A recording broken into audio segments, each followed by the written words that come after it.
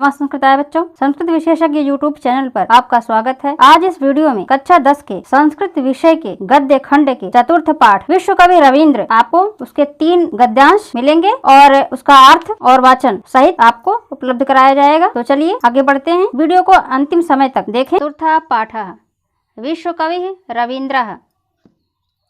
विश्व कवि रविंद्र अंग्रेजी के शेक्सपियर की तरह, संस्कृत के कालिदास की तरह और हिंदी के तुलसीदास की तरह बांग्ला साहित्य में कविंद्र रविंद्रनाथ टैगोर का स्थान है। इनका जन्म 7 मई सन 1861 ईस्वी को कोलकाता के एक समृद्ध ब्राह्मण परिवार में हुआ था। इनके पिता देवेंद्रनाथ तथा माता शारदा देवी थीं। इनकी प्रारंभिक शिक्षा घर में ही हुई। बाल्यकाल से ही इन्हें प्रकृति प्रेम था। साहित्य और संगीत में भी रविंद्र को बचपन से ही अभिरुचि थी। इन्होंने अनेक कहानियाँ, कविता, उपन्यास और नाटक लिखे। इनकी प्रसिद्ध रचना गीतांजलि है, जिसने रविंद्र को विश्वविख्यात नोबेल पुरस्कार से सम्मानित कराया। गांधी जी इन्हें गुरु का सम्मान देते थे। 7 अगस्त 1941 को इनका देहांत हुआ। इन्हें हमारे राष्ट्रगान जन गण मन के रचनाकार होने का गौरव प्राप्त है। आंग्ल वाङ्मय काव्यधनः शेक्सपियर इव, संस्कृत साहित्ये कविकुल गुरु कालिदास इव, हिंदी साहित्ये महाकवि तुलसीदास इव, बंग साहित्ये कवींद्रो रवींद्रः केना विदितः स्यात्। तो आंग्ल वाङ्मय काव्यधनः शेक्सपियर इव, आंग्ल यानी अंग्रेजी साहित्य में काव्य के धनी शेक्सपियर के समान, यू माने समान। संस्कृत साहित्य, साहित्य सप्तमी हो गया में, यानी संस्कृत साहित्य में कवि कुलगुरु कालिदास के समान। और हिंदी साहित्य में महाकवि तुलसीदास के समान। इस बांग्ला साहित्य में कवींद्र रविंद्र को कौन नहीं जानता, अर्थात सभी लोग जानते हैं। तो जो स्थान शेक्सपियर का है अंग्रेजी साहित्य में, संस्कृत साहित्य में जो कवि कुलगुरु कालिदास का है, हिंदी साहित्य में जो तुलसीदास का है, वही बांग्ला साहित्य में रविंद्र कवींद्र का है। आगे देखिए, आधुनिक भारतीय शिल्पेषु रवीन्द्रस्य स्थानं महत्वपूर्णम् आस्ते। आधुनिक भारतीय शिल्पियों में रविंद्र का स्थान महत्वपूर्ण है। इति सर्वैः ज्ञायत एव, यह सभी लोग जानते हैं। तो सभी लोग क्या जानते हैं कि आधुनिक भारतीय शिल्पियों में रविंद्र का स्थान महत्वपूर्ण है। तस्य बहूनि योगदानानि पार्थक्येन वैशिष्ट्यं लभन्ते, उन्होंने बहुत से योगदान अलग की विशेषता को प्राप्त किए हैं, यानी उनके बहुत से योगदान अलग विशिष्टता को लेकर हैं। न केवलम आध्यात्मिक सांस्कृतिक क्षेत्रेषु तस्य योगदानम महत्वपूर्णमपि तु रचनात्मक साहित्य कारते यापि तस्य नाम लोकेषु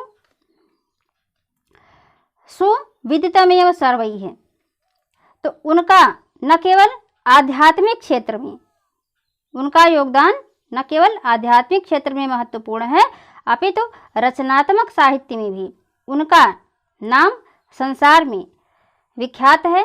सभी लोगों के द्वारा, सर्वैः यानी सभी लोगों के द्वारा जाना जाता है। सांस्कृतिक क्षेत्र में संगीत विधासु नृत्य विधासु च सः नूतनां शैलीं प्राकटयत्। संगीत की विधा में, नृत्य की विधा में उन्होंने नवीन शैली को प्रकट किया।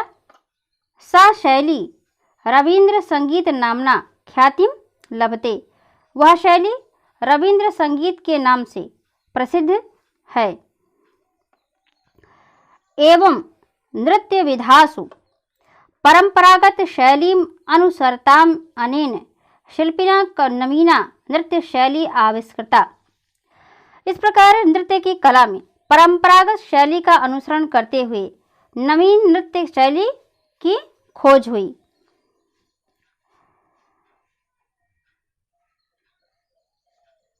अन्य क्षेत्रेषु अपि शिक्षाविद रूपेण नवीनानां विचाराणां सूत्रपातो विहिता। अन्य क्षेत्रेषु अपि जड़ संधि हो गई है, ऊ कवा हो गया। तो अन्य क्षेत्रों में भी, आपने तो पहले सांस्कृतिक देखा, तो अन्य क्षेत्रों में भी शिक्षाविद के रूप में नवीन विचारों का सूत्रपात किया। किसने? कवींद्र रवींद्र ने। तेषां प्रायोगात्मक विचाराणां पुंजीभूतः निरुपमः प्रासादः विश्वभारती रूपेण सुसज्जित शिरस्कः राजते।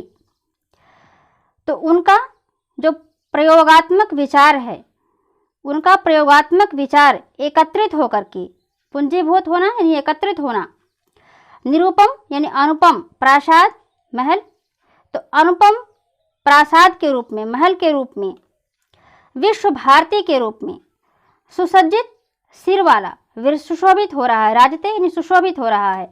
तो उनके प्रयोगात्मक विचार एकत्रित होकर के अनुपम प्रासाद के रूप में, अनुपम महल के रूप में, विश्व भारती के रूप में, सुसज्जित सिरों वाला, सुशोभित होता है। अर्थात जो उनके विचार हैं वो आपको विश्व भारती के रूप में प्राप्त हो रहे हैं।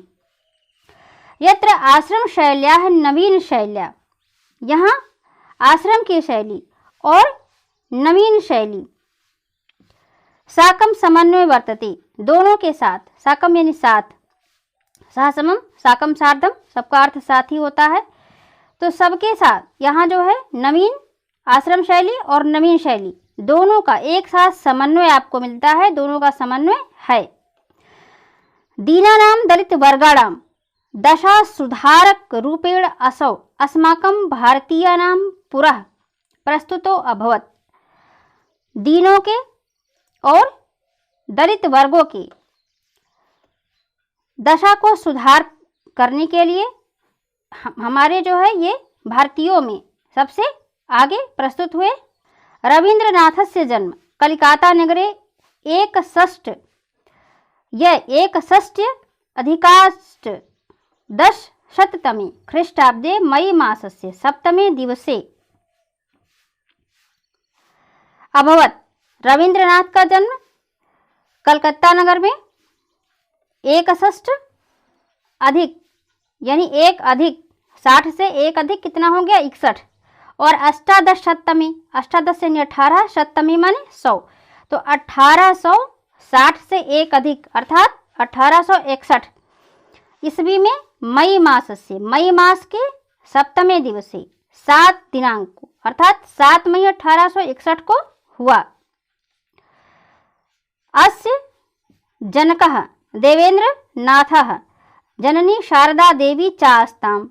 इनके पिता देवेंद्र नाथ और माता शारदा देवी थीं। रवींद्रस्य जन्म एकस्मिन् संभ्रांते समृद्धे ब्राह्मण परिवारे जातम। रवींद्र का जन्म एक संभ्रांत यानी समृद्ध, सज्जन और समृद्ध, संभ्रांत और समृद्ध ब्राह्मण परिवार में हुआ। यस्य सविधे अचला विशाला संपत्ति आसीत। इनके पास विशाल यानी बहुत मात्रा में अचल संपत्ति थी। अतो भृत्य बहुलम भृत्यैः परपुष्टम संरक्षितम जीवनम वंदीपूर्णम अनुभवत। इसलिए भृत्यों यानी सेवकों की बहुलता के साथ और भृत्यैः परपुष्टम सेवकों से परिपुष्ट किए जाते हुए संरक्षितम जीवनम वंदीपूर्णम अनुभवत। संरक्षित यानी संरक्षित किए जाते हुए जीवन को इन्होंने वंदीपूर्ण अर्थात स्वेच्छा से रहित माना, अनुभव किया। अतः स्वच्छंद विचरणाय क्रीडनाय सुलभो अवकाशः नासीत् तेन मनः खिन्नमेवास्त। इसलिए स्वच्छंद विचरण करने के लिए, खेलने की सुलभता के लिए नासीतेन मनः खिन्नमेव आस्त, इनका मन दुखी था, अर्थात इन्हें जो है खेलना सुलभ नहीं था और स्वच्छंद रूप से विचरण करना भी सुलभ नहीं था, इसलिए इनका मन खिन्न था।